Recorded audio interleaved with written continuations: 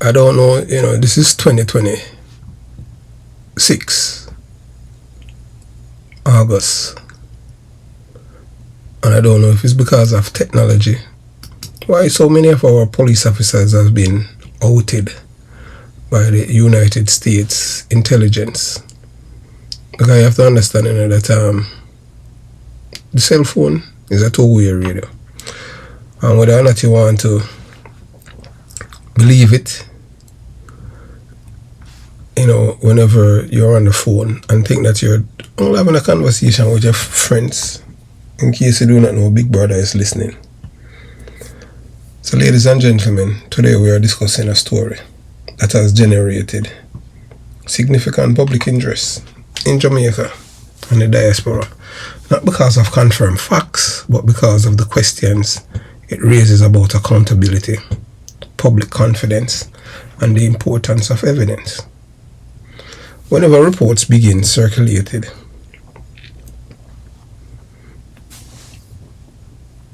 that members of the Jamaica Constabulary Force organization may be facing serious scrutiny from the United States, the DEA, FBI, and United States Department of Justice, people naturally want answers. But there's an important distinction between information, intelligence, allegations, and proven facts. In today's discussion, we are not here to convict anyone in the court of public opinion. We are here to examine why transparency matters, why integrity is the foundation of policing, and why public trust is earned through accountability. When police officers' United States visas have been revoked because of their involvement in drug dealing, that's an indictment on the police force. It's no different than, Jerome, although he has never been arrested and convicted for drug dealing, but it is alleged that he's a drug dealer and he was killed. And when you have police officers operating at that level, who can you trust? If you have a police officer, them a drug dealer, them a thief, rob people drugs and sell it and pocket the money of its legitimate police officer buy Rolex watch and name brand clothes, a muggle like drugs dealer going to work. One thing is clear: visa decisions made by foreign governments are generally confidential. That means the public often does not know why a particular decision was made, and responsible journalists should be careful not to fill those gaps with speculation. At the same time, every police organization must constantly guard against corruption. The overwhelming majority of officers who serve with honesty deserve to have their reputations protected. While anyone who has violated the law should be investigated fairly and held accountable through due process. So stay with me until the end, because this discussion is not about sensational headlines. It's about the principles that determine whether a police officer gains or loses the confidence of the people it serves. And please, if you have reached this far, please type and tell me where you're watching this video from. Trust is a police force greatest assets.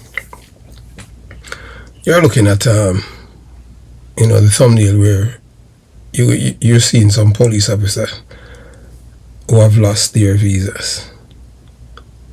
So if you're not able to identify them, except the Commissioner of Police, he's related to the former Commissioner of Police, Owen Ellington, who is the first Commissioner of Police visa to be revoked by the United States government.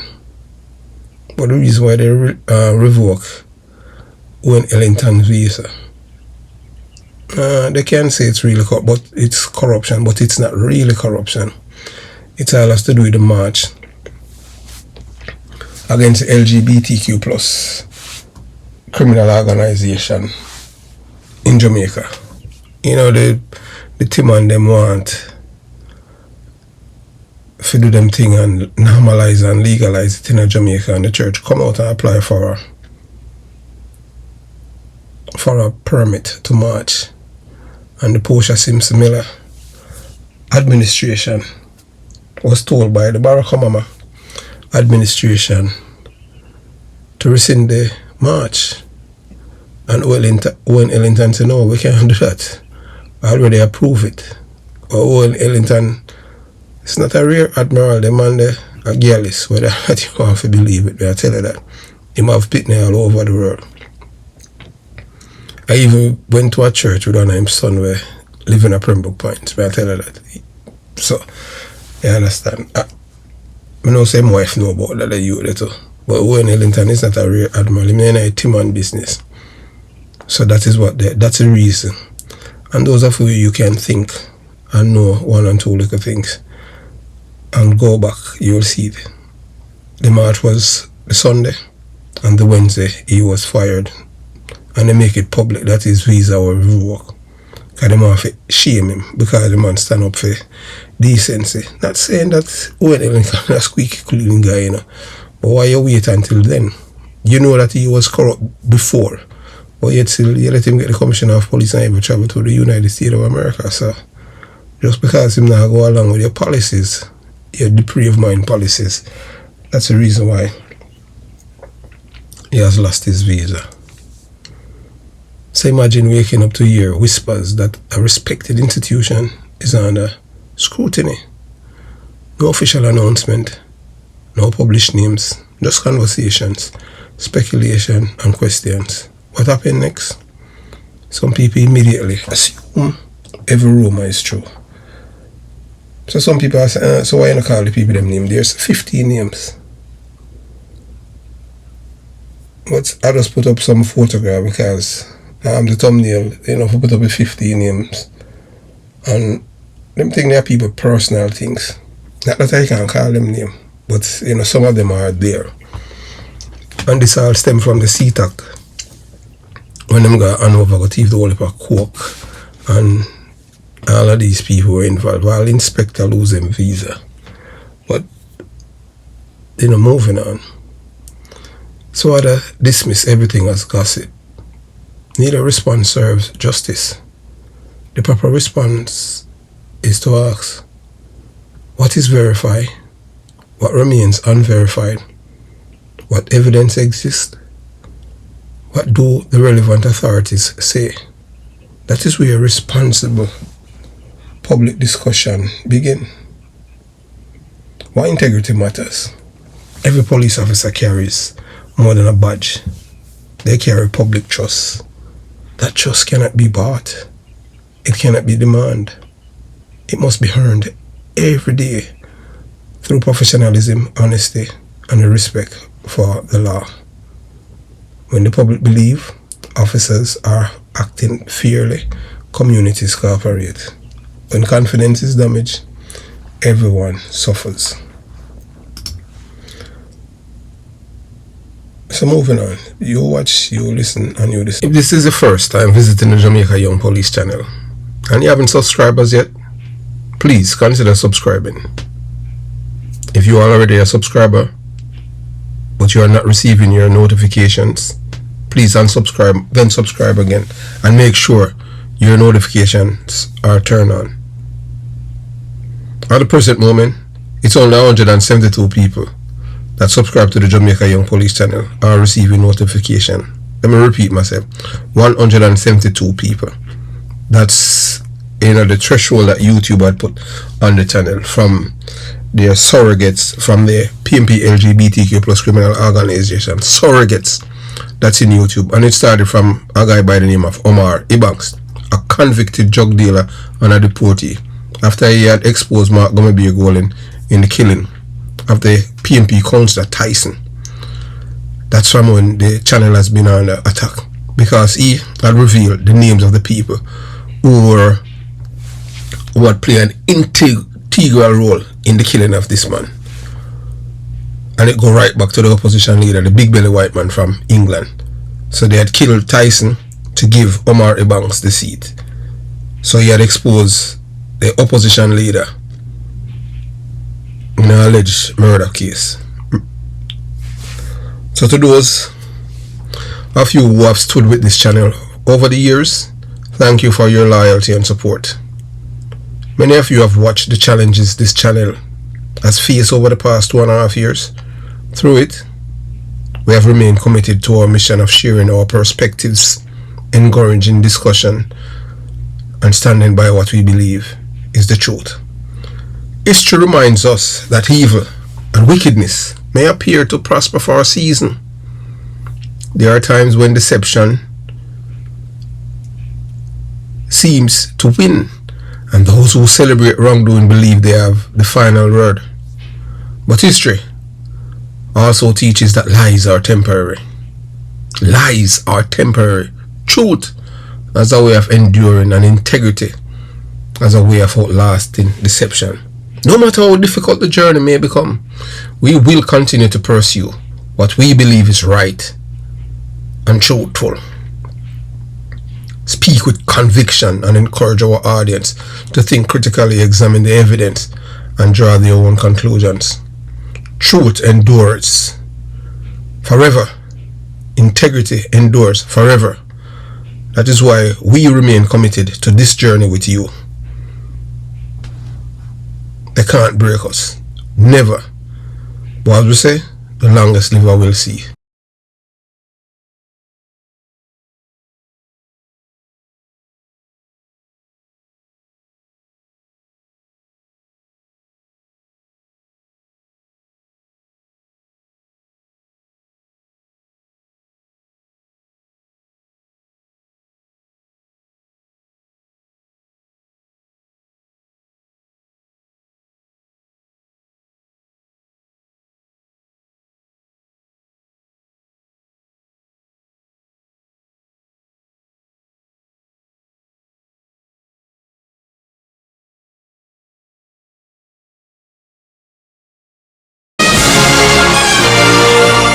Yes, welcome to the Jamaica Young Police channel. To our loyal viewers, subscribers and Patreon member. At the channel, we are a group of law-abiding citizens who believe in the rule of law and respect the rights of every citizen, but not the ones who do not subscribe to such behavior. We do believe in and support preemptive strikes because they save lives. This is a logical conclusion because preemptive strikes save lives and prevent the further loss of lives. We are all about saving lives at this channel. We at the channel aid criminals with a passion and do not want them over here. We do not want your views, your subscriptions, your likes or your comments. Please go elsewhere where the red carpet is waiting for you. Over here, we want you to go to prison or the departure lounge at Madden. Moving on to today's video. Alright, so I'm gonna call some names. It is alleged that these members have lost their visa. DCP Richard Stewart allegedly lost his visa. DCP Richard Stewart go all the way back to Walde, and that's from when he has been under the radar of the United States government, whether or not he wants to believe it. There's a inspector that is around him who was at CTAC, and he was in St. Mary and he brought him back. They are both in business, allegedly. Then you have Superintendent Victor Barrett, Nish, and there are others, but I'm just telling you, and ACP, allegedly ACP McLaughlin from CTAC, who was at CTAC. They said that he's a churchman. I don't know how him get wind up in it, and there are others. But we're just working with the intelligence that we had received so far. And we tell you about, what have nothing to do with this drug things, but this corruption.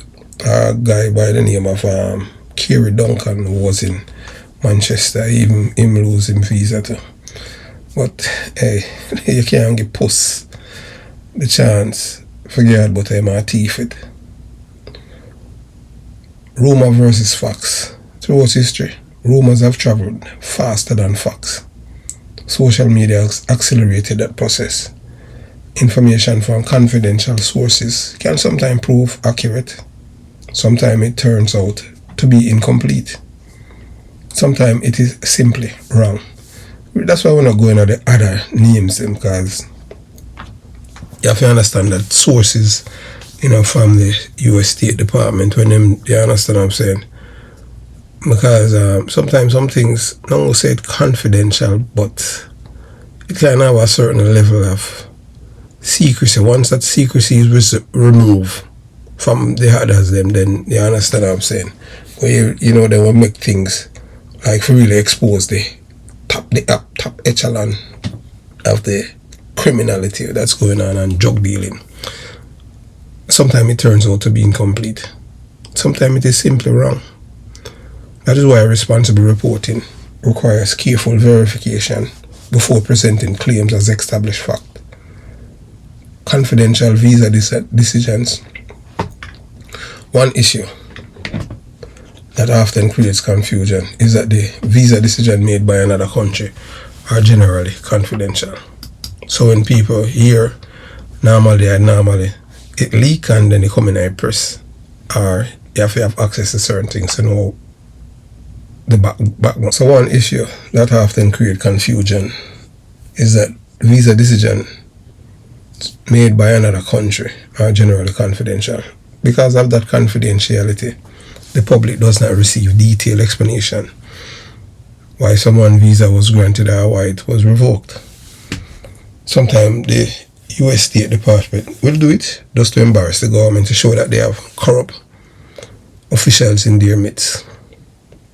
It's like how you see they revoke James Robertson, the member of parliament from St. Thomas, and we tell you why they revoke his visa.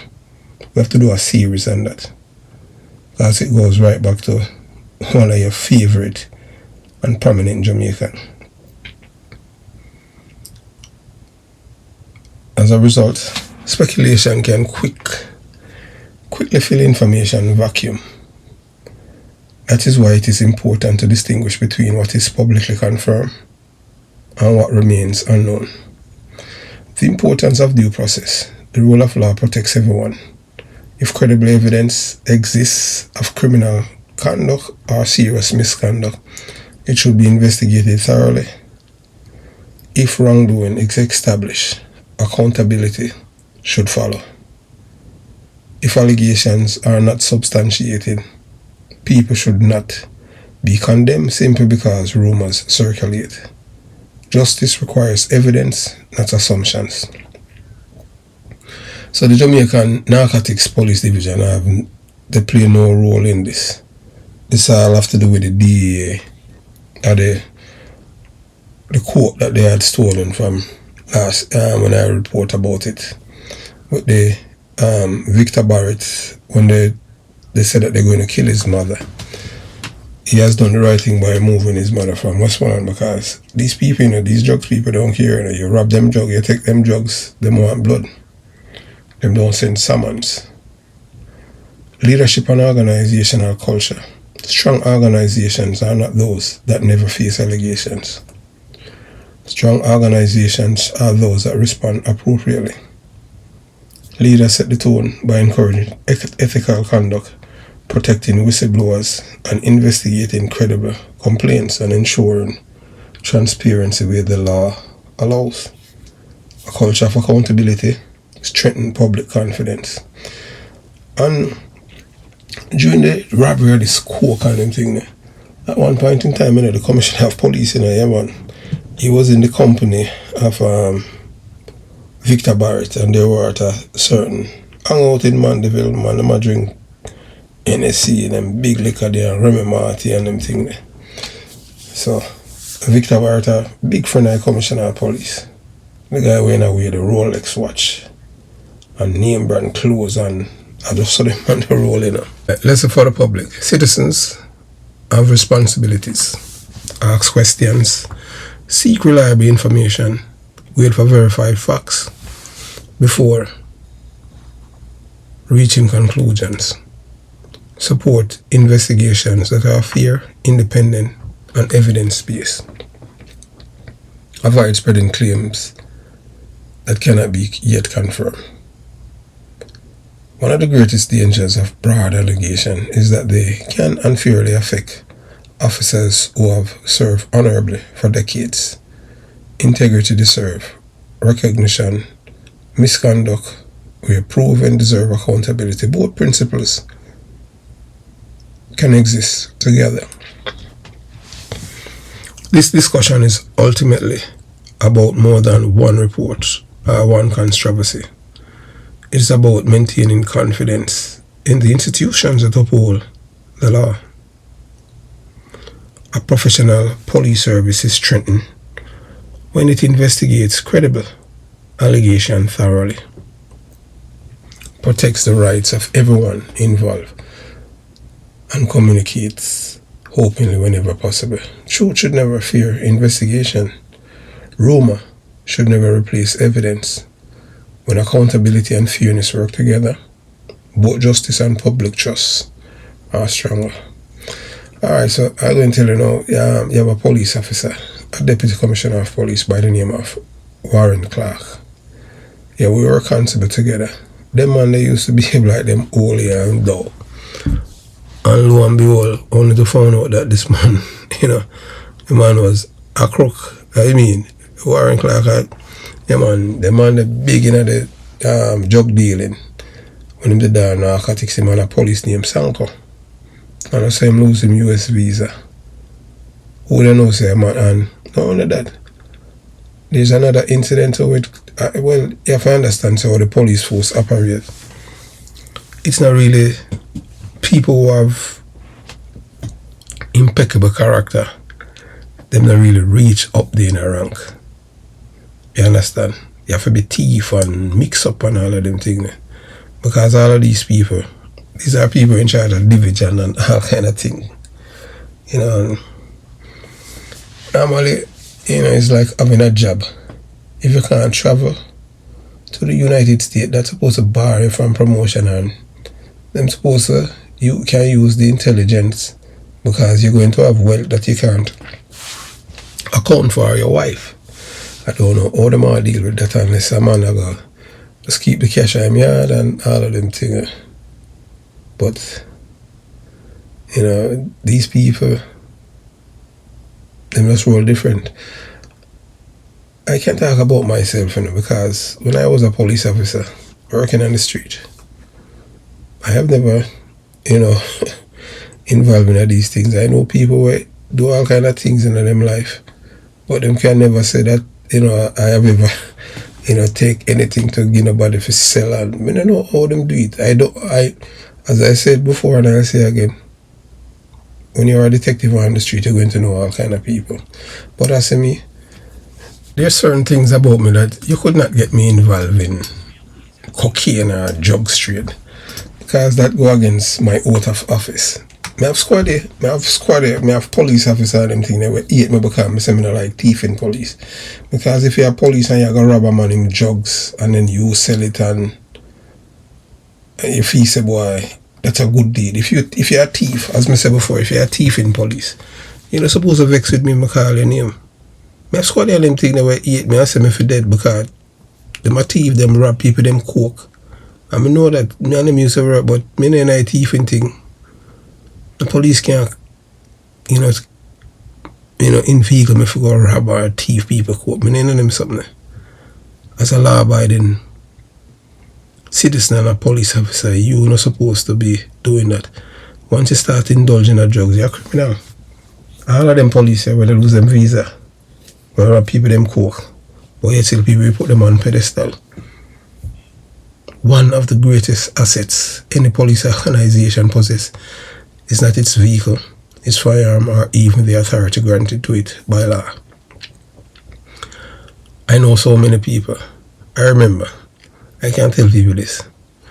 I met some nice people when I was in the police force in Jamaica. Some dead, some still alive. When I said nice people when I meet up and leave for years, every month them pay me and them thing. Because they know I'm a fuck about work, because they know nothing happened to me. I tell you that. And these are people, business people. You know, hail up Sir Peter, when I call him last name, him still alive.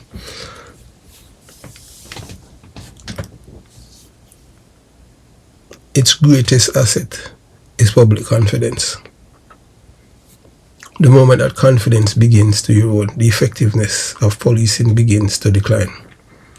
Citizens become reluctant to cooperate. Witnesses become hesitant to come forward.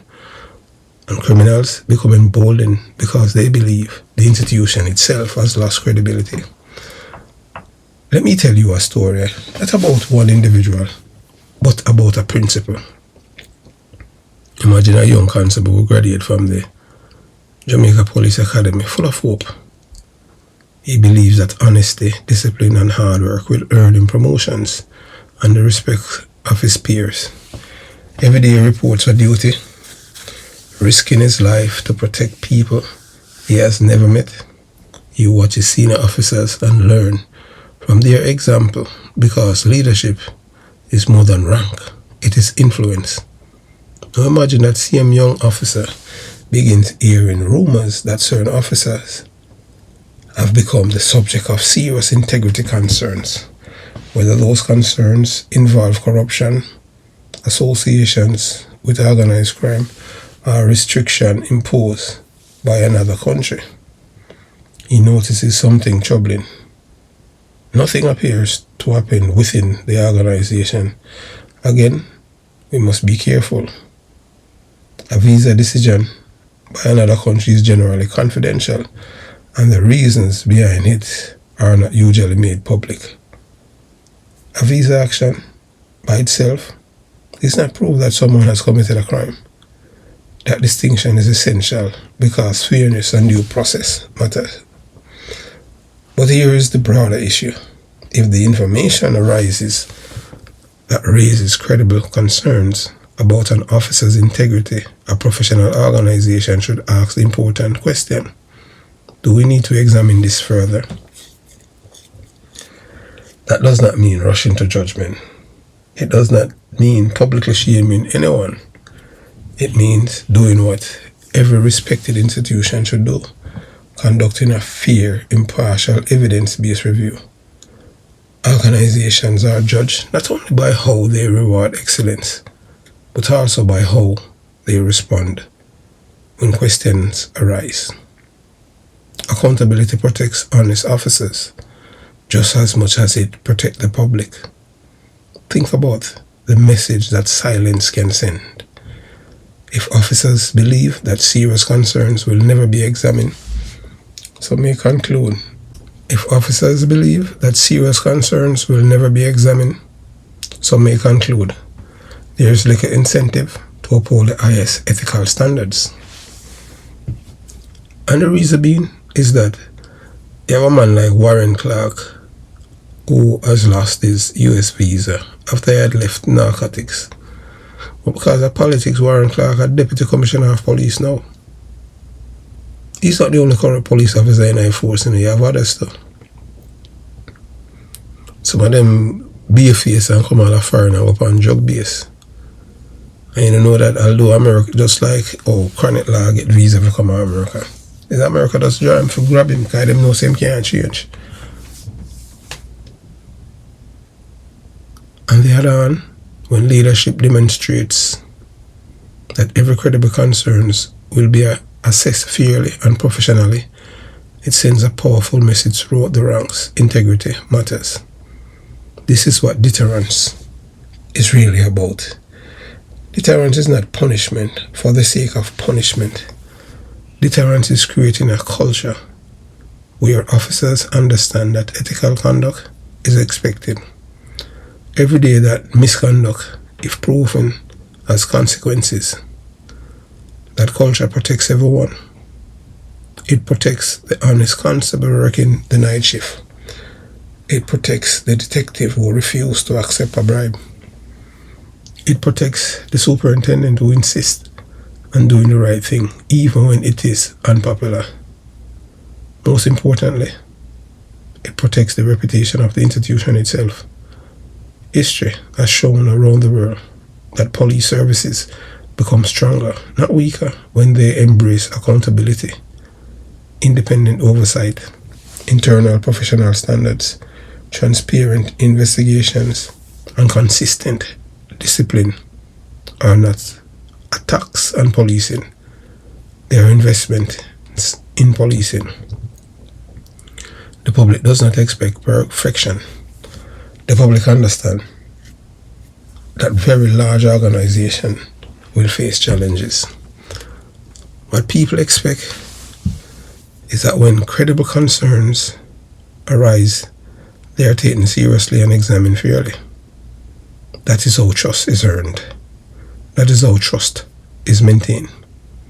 The vast majority of police officers begin their career with a sincere desire to serve.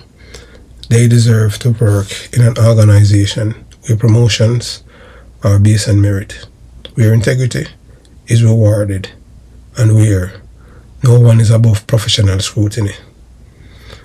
Ultimately, this conversation is not about condemning individuals. It is about strengthening institutions. A police force earns respect not by claiming to be beyond criticism, but by demonstrating that it is willing to investigate credible concerns, protect due process, and hold everyone to the same professional standards. When accountability and fairness goes hand in hand, honest officers are protected, public confidence grows stronger, and the rule of law is reinforced.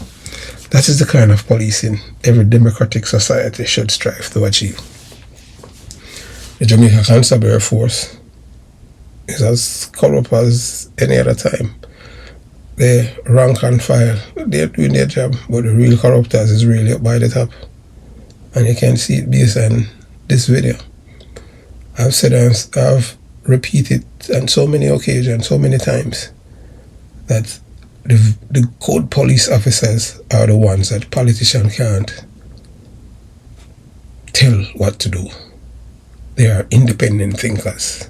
These are people who work and follow the rule of law and follow the evidence. They cannot be controlled. And we say, and the code word for this is honesty. And we say, have a beautiful day. Jamaica Young Police Channel out.